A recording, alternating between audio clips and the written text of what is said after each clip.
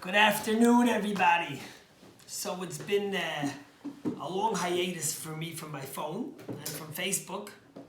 For me, 72 hours without a phone and without technology and social media is long, but it's actually been beautiful. And you know what I realized, which I probably tell you often, when I opened my phone after the 72 hours, I realized that I didn't miss much. The world is still there. Things haven't changed much. The only thing I missed was celebrating Passover with my dear friends and being at shul. Yet we all had beautiful Seders. I'm sure your Seders were beautiful. I'm sure you had time for some introspection and to think about how it was different and what was significant and special about this Seder. And many of you have been commenting on Facebook for me, and it's been very beautiful. But I wanted to tell you a message through a very powerful story that I heard. But before I tell you that story, I want to ask you a question. So, Passover celebrates us becoming a nation, becoming a people, going out of Egypt, Exodus, together, etc., etc. But when it comes to the Paschal sacrifice, which the Torah tells the Jewish people to have, it tells them that each family had to have the Paschal sacrifice individually in their home. In fact, the Torah tells you if the lamb was too big and it's more than one family, so two families could designate to come together to have the Paschal sacrifice. But you can move from home to home. Every home has to have its own Paschal sacrifice, own celebration. And in fact, even today, when we don't have the Paschal sacrifice, we know that the Afikoman, the Torah tells us if you start the Afikoman in one house, you can't move to another house. You need to celebrate and have your Seder in your own home. But the question is why? If it celebrates us as a nation, as a people, why the focus on the home? Why not like the high holidays when everyone's going to shul and the focus is on the temple? Here the focus is on the house, on the family. And the answer is, of course, a very powerful one and a very important one. Because 3,000 years ago, the Torah was telling us, to the Jewish people, that when we were becoming a nation, you want to know what nation building is all about? You want to know how to change the world? It all starts at home. It doesn't start at executive boards with CEOs, but in the kitchen with mothers cooking. It doesn't start with the greatest CEO of a company, but with a mother holding her child and nurturing and telling them the story of Passover and giving them the tradition, the love, the joy that comes with our heritage. Passover, the Torah tells us, is really all about the home. Judaism is all about our home. And the truth is that we've lost a little focus on that. We've all become successful entrepreneurs. People are trying to change the world. The biggest buzzword you hear today is Tikkun Olam. How are we going to change the world? Everyone, every fundraiser, every federation, every organization, if they want to be successful, they write Tikkun Olam. We're here to change the world. But you know what the Torah is telling us? Passover is a time when we became a nation. You know what it's all about? The people that were around you at the Seder table. Especially this year. Who did you celebrate the Seder with? Just your family, right? Well, guess what? If you want to do Tikkun Olam, you start right there. And if you can't ensure and encourage and inspire your own family, then you can't do anything for the rest of the world. I'll tell you a story. This story takes us back to a rabbi a few years ago in New York City that was rummaging in an antique store. And suddenly his eyes caught something. And he knew that he knew something about it, but couldn't believe it. And he looked again, and he realized it was it. He was sure this was the thing that he had spoken about and made the centerpiece of a eulogy he gave of a lovely, simple Holocaust survivor, Sam Davidovitz. And he couldn't believe it. Here it was, sitting right there in the antique store. What was it? So let me tell you this story he said at the funeral, at the eulogy. Sam Davidovitz was a young kid, 11 years old, 12 years old, in the 1940s, living in Germany, when the Nazis started rounding up everyone in his town, all the Jewish people.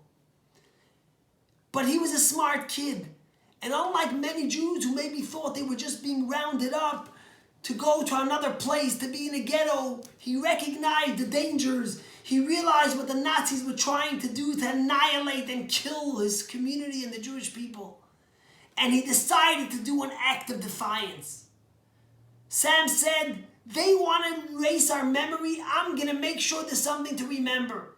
And he said, I'm going to bury something and hide it in my cellar. That it should be here if I ever make it out or someone else, to remember the eternity of the Jewish people. It was a very dangerous, risky thing. If he was caught, he would be killed. But he didn't care. He wished he had more time or more energy or more capacity to maybe hide a Sefer Torah or maybe some tefillin or a Hanukkah menorah, but he couldn't.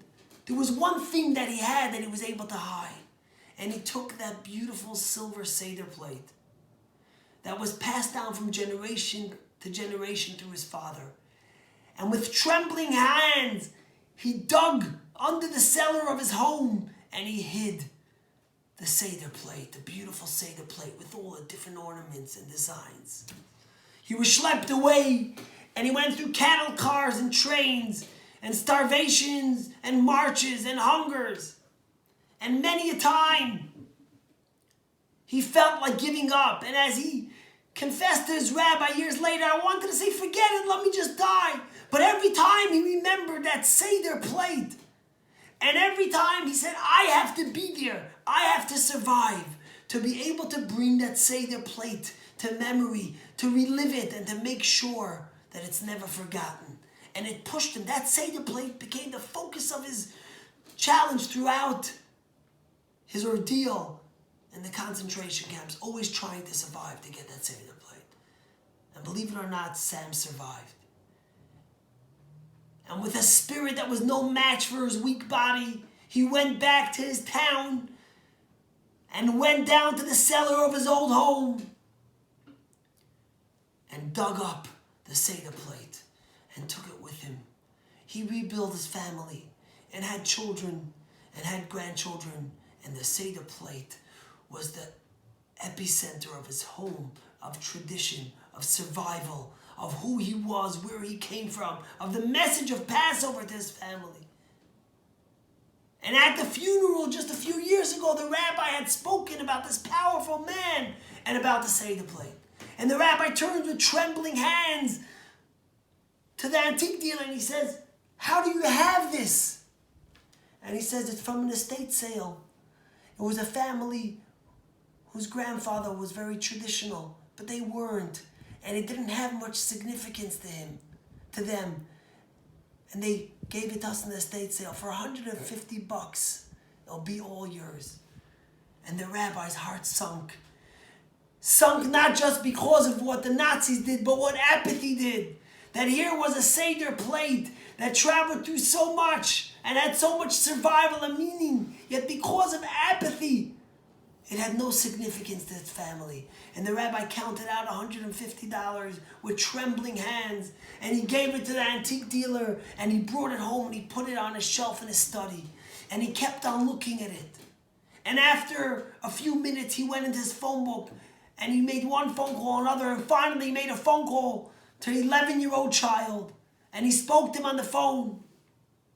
And within 10 minutes, he walked out and took his car and went and knocked on a door of a beautiful, affluent home in one of the suburbs of his community.